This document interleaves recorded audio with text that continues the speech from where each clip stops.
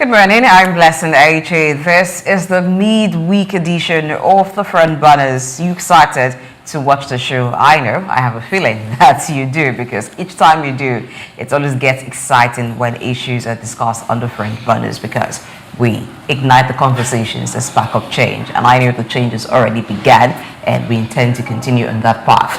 Yes, my partners are here in the studio with me this morning, Oyinpreye Krumale and Dr. Idahosa Osamhanze, whom I'm twinning with today. I got the memo, Pri. What happened? You didn't receive the memo?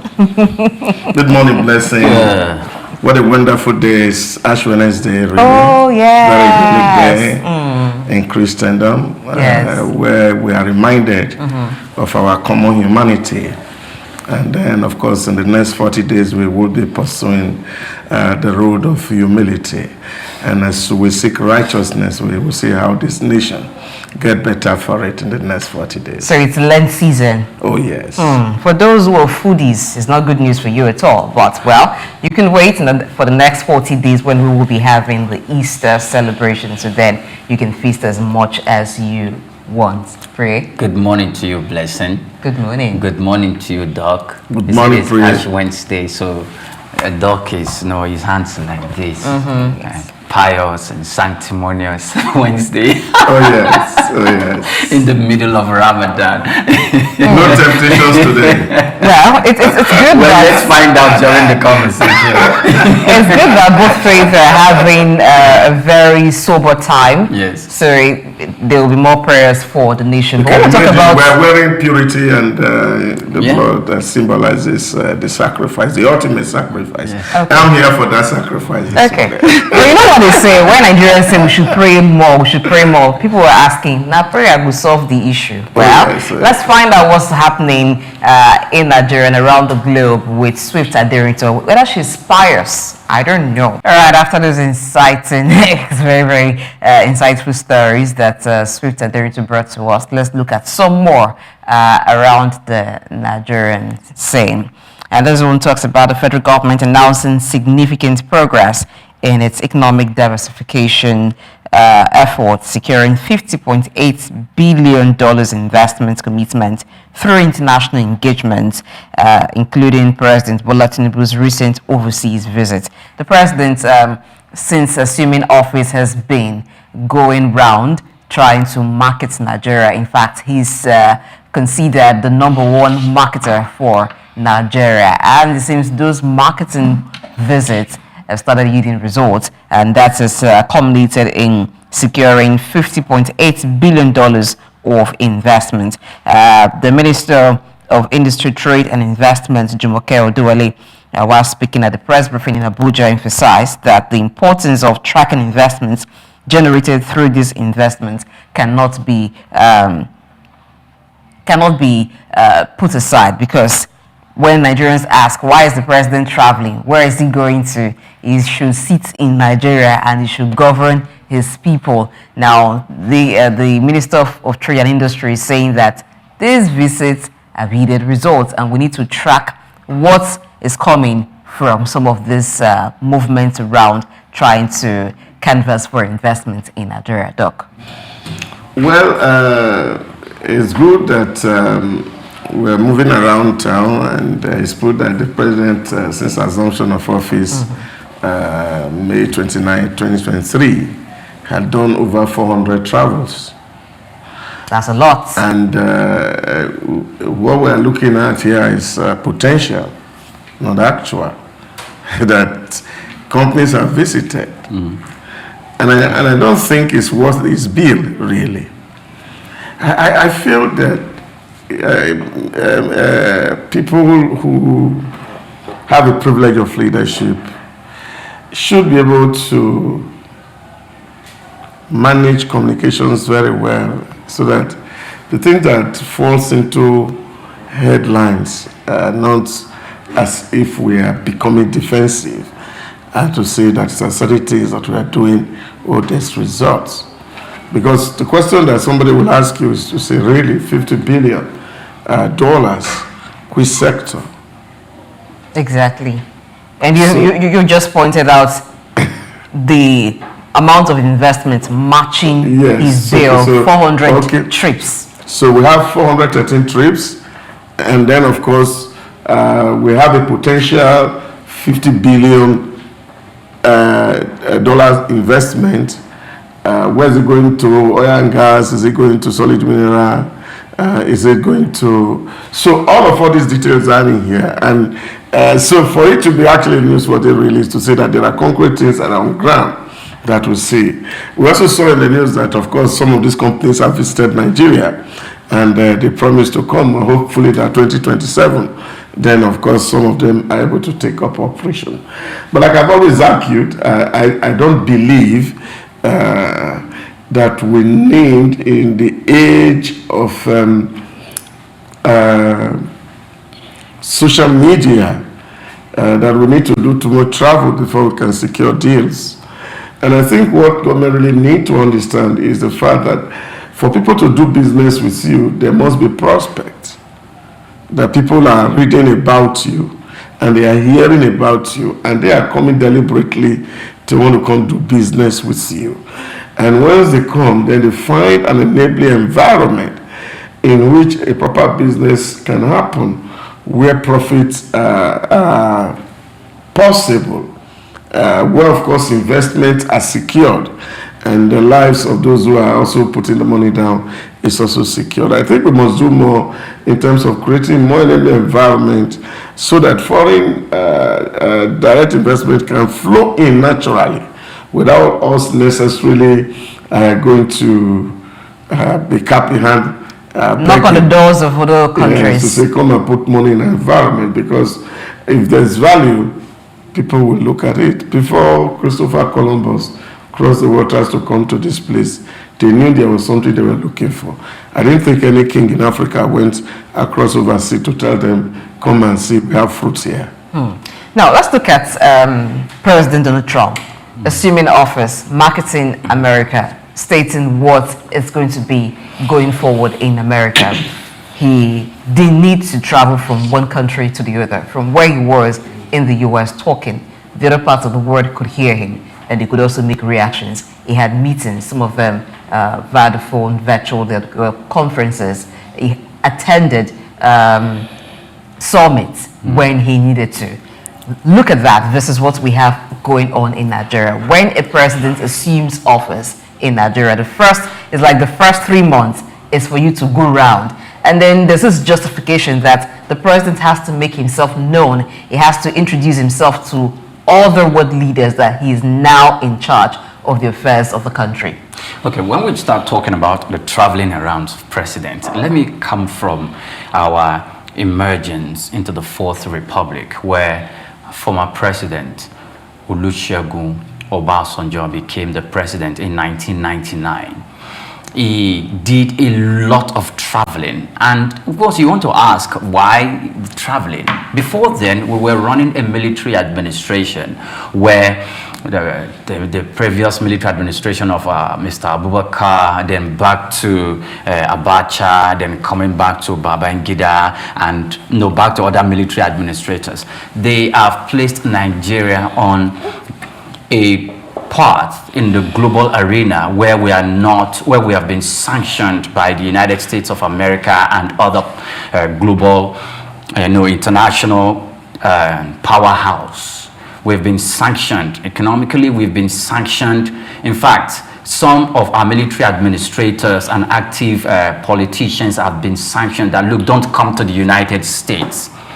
And there are positions of sanctions here and there. And so when Obasanjo got into the saddle, he felt the need to repair the foreign relations of Nigeria. So he traveled, and that is where he became a very good friend of the former President Bill Clinton of the United States. He became a very good president of Tony Blair of the United Kingdom. He became a very good president around, and we are not surprised how he came to a head, why they actually appointed him or voted for him to become the head of former presidents in Africa, in the continent of Africa, so that if there is anywhere in the continent of Africa that is boiling, Obasanjo is there to go and make peace. And he did. He negotiated lots of deals, not only for Nigeria, but for other African countries. And it's not story. We saw how it translates to economic benefit for Nigeria when Dr. Ngozi Okonjo-Iweala, Mr. Nuhu Ribadu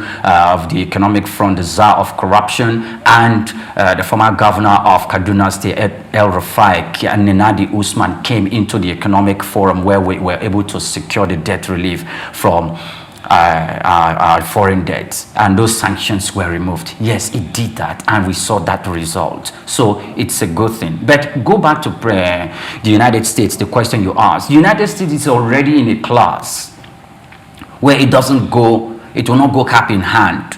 In fact, I believe even the stock market prior to when Donald Trump was going to emerge as president. In fact, when he actually emerged, he said the oil price was high, as I was thinking, maybe Saudi Arabia, we should have reduced the price and all. That is, he knows where the country is. And he knows that, look, other nations need to play to the gallery because I'm coming on board. This is the United States of America. There was even a meeting, a world meeting there. He couldn't make it there physically. He addressed them virtually.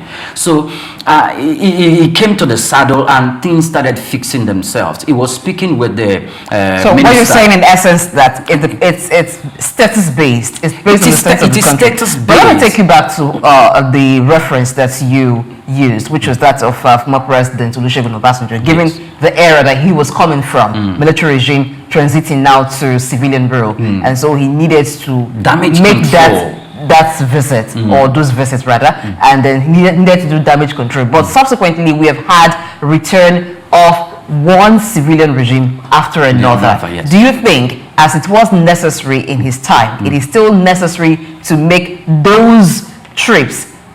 Imagine now for President Tinubu making over 400 trips in almost about 2 years of being the sitting president. Okay. Do you find that necessity still the case? Okay, so I will say, okay, maybe not 413. Maybe we don't need that much because we need to our boots need to be on ground here for us to know what exactly we need to address before, traveling out to get those trips. And I will not completely take it away from the president for making those trips. He needed to make those trips, but maybe not as much. However, these trips have made some foreign investors to come into the country to assess the business atmosphere and to be able to make investment commitments, which we've not seen it crystallize, we've not seen it materialize at the moment, but they've come to make investment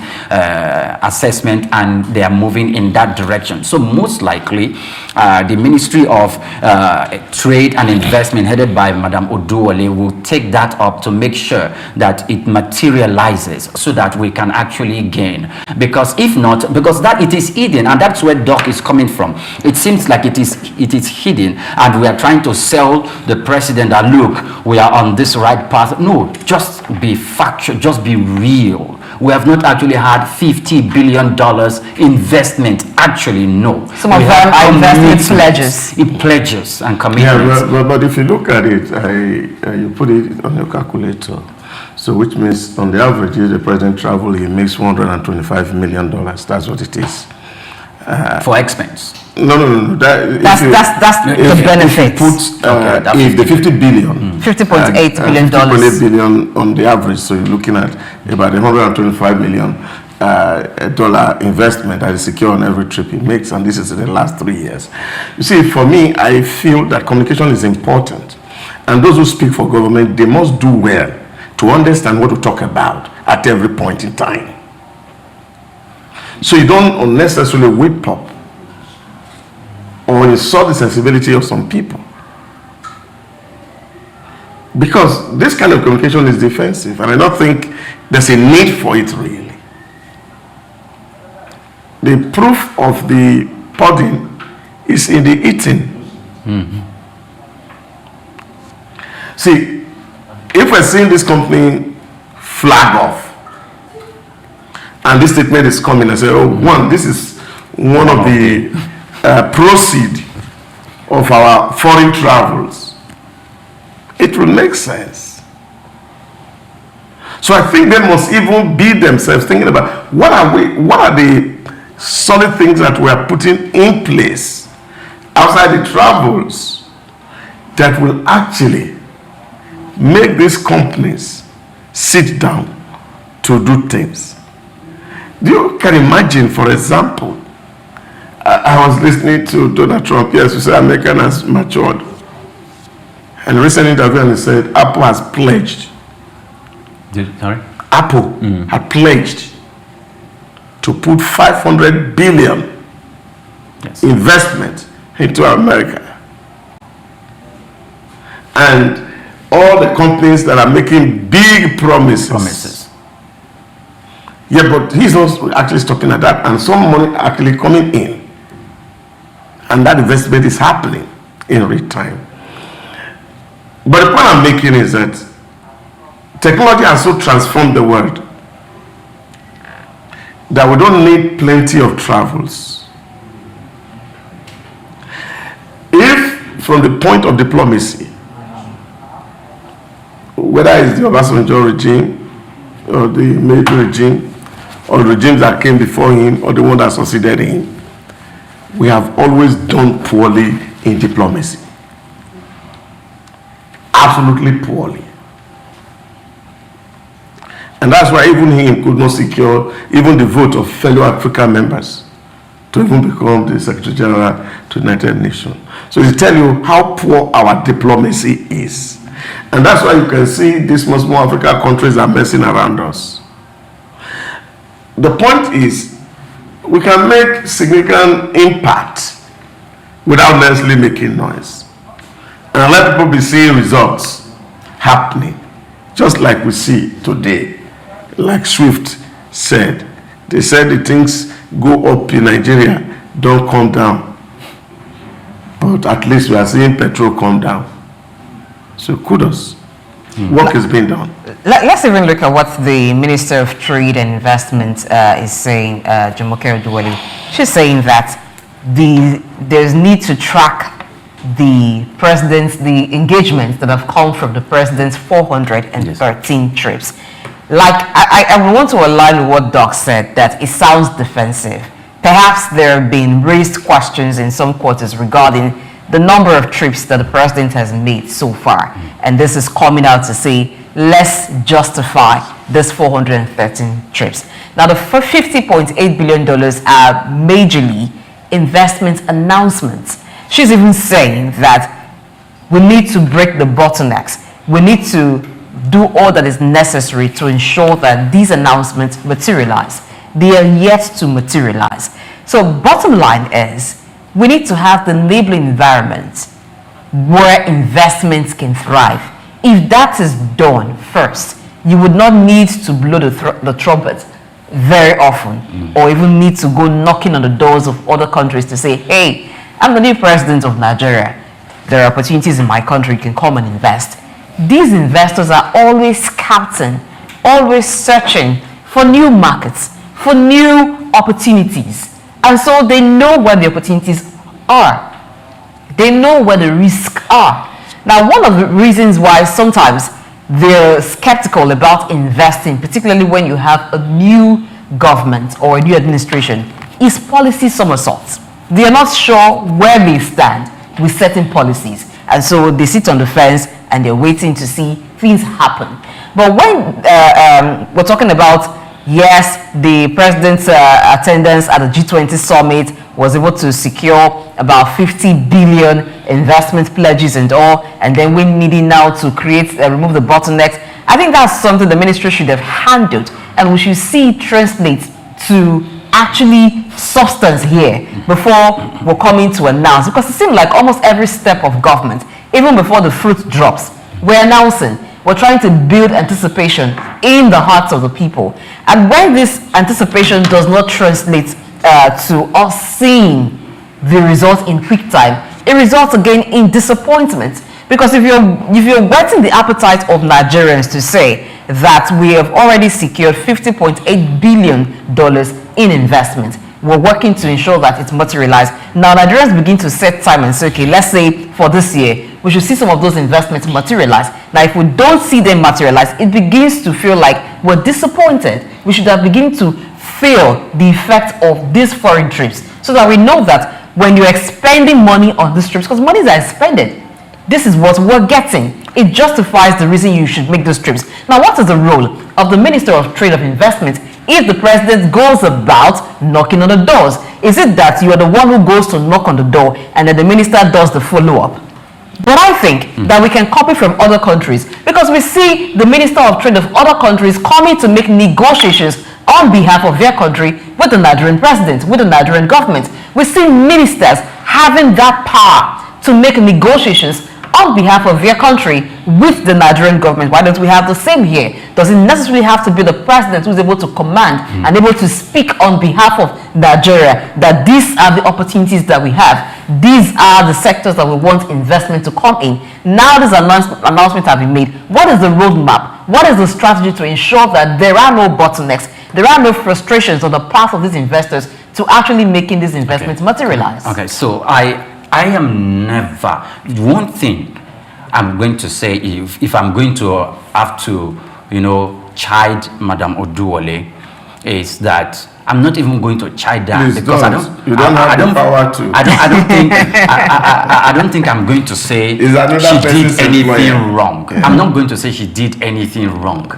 The headline, for those of us who read headlines and make our decisions based on the headlines, it will be to their fault, because if they go into the body of that report, they will discover that Madam Oduwole herself said it, that they are working, making sure that these promises or these investment commitments materialize.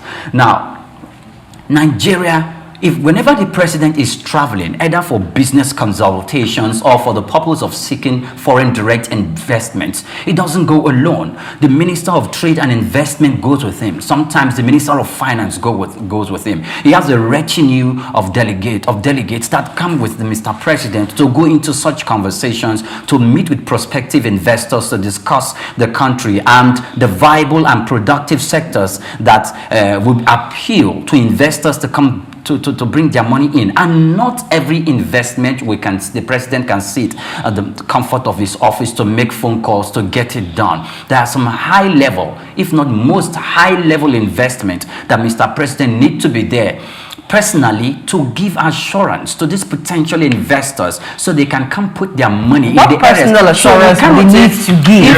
No, they're wrong. I can't blame the president. Speaks to I'm not saying you are blaming. No. I'm just saying that I'm not going to toe that line. No. We are not even having any line to toe. The issue is simple. If they ask you today, what's the biggest problem with government? The problem of government today is trust deficit. That people can't believe you. There's not a amount of things that people say, that government says, or government agent will say, that the average man who is on the street will believe you. So when you have a trust deficit, when you are communicating, you must ensure that the things that you are saying does not amplify that distrust. It should be things that should enhance trust. You see, there's nothing wrong if I say to you, pray, oh, I don't have the answer. It does not make me a less person. It only earns me integrity. There are certain problems that we need to deal with at home. While we're having that conversation with the real estate agent yesterday, one of the things he said was that, who will come and build a skyscraper when energy is sick? How do you get to the top floor? So how are you going to use pneumatic technology when you don't have light? I remember in 2009 when Dubai was investing hugely on solar energy. I felt it was a waste. And my friend said to me, he said, come look at it. Imagine a light failure in UAE for 5 minutes. where everything is running on a conveyor belt. Check out the number of people that will be trapped underground, that will be trapped in elevator, and the level of casualty. So this nation cannot afford to be without electricity in 5 minutes. So when you are talking that you are attracting, people are coming to do investment, there are some basic groundwork that we need to do. Yes, we may not have the money to fix electricity issue. Are we ready to even open up the space so that we can have genuine people participate? So that at least once and for all, we can conquer that problem. That's within what government can do immediately. We're talking about a tax reform. That we're going back and forth with the National Assembly. Governors are protesting. All manners of stakeholders are not getting along. That you will say, okay, this will enhance the ease of doing business here. You just took the words out of my mouth. So I wanted us to look at Nigeria's position in the ease of doing business. So these are the things that are within our control. So we leave the ones that are outside the control of outside our control and focus on the things that are within our control. Now, what are the things that are within our control? Are the laws and the policies that we can put in place, which of course we can showcase to the world to say, well, this is where we are. If you come to do business here, this is what you get. And this is a promise that you see, for example, Donald Trump is making. See, if you produce your goods in America, we give you a tax holiday that you cannot find anywhere else in the world.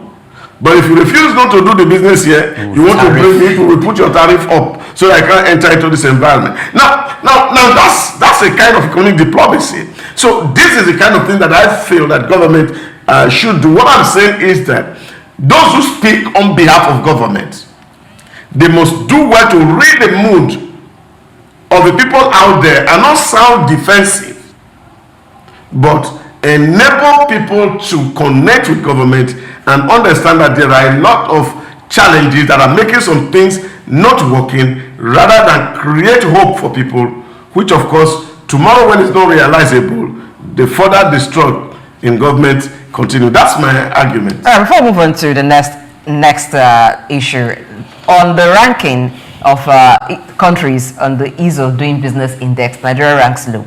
So the reports that the policies and regulations in Nigeria are less favorable than those in the top 20 countries in the world. So if the minister is talking about breaking the bottlenecks to make it easy for these pledges to materialize, then we should be looking at ease of doing business. How easy is it for investors to come in, do business, and also have their funds back? What are our bilateral agreements with even countries that want to have trade with us? These are issues that we should be considering. We should be looking at and tidy up before building hope, building anticipation in the minds of Nigerians. Now, I agree that there is a need for reporting, but that reporting should be based on substance and not just some hope that we can say, well, maybe it's in the air rather, but something that we can actually feel, look around and say, okay, in this sector, we're expecting this amount of investment for this purpose. This is what it's supposed to achieve. That shows strategy. Yeah, but you see again here, it's ministerial briefing. It's ministerial briefing. As Minister of Trade, what do I expect to hear from her? It's simple. We are trading more now. We are exporting more than we are importing. Okay. And our trade with SYC countries is getting better. We are leveraging opportunities here and we are opening door. And this is the value that is coming to us via export. We have caught SYZ amount of money from import from where we came in. And I think that is a credible information that actually be on the public space and people can relate and connect with it. I think she referenced some of these things you pointed out. Not in detail. Because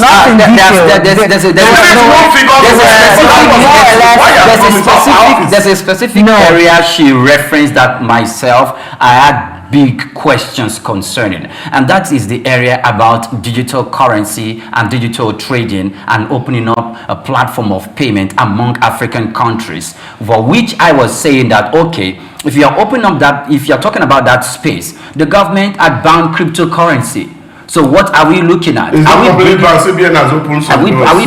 bringing that back? No, CBN has already opened that door. It's not completely banned, but people need to be aware of this. And the regulatory who are into crypto are aware of that. Yes, the regulatory wherewithal and muscle of the government via blockchain and the expertise, including the equipment that is required for them to carry out regulatory activities efficiently in the sector, should be guaranteed, so that the fear for which it was banned before does not come back to revisit. Let's not get deep into that. That's an issue for the CBN to handle, and I think that the CBN is going at the space in regulating the crypto currency trade in Nigeria.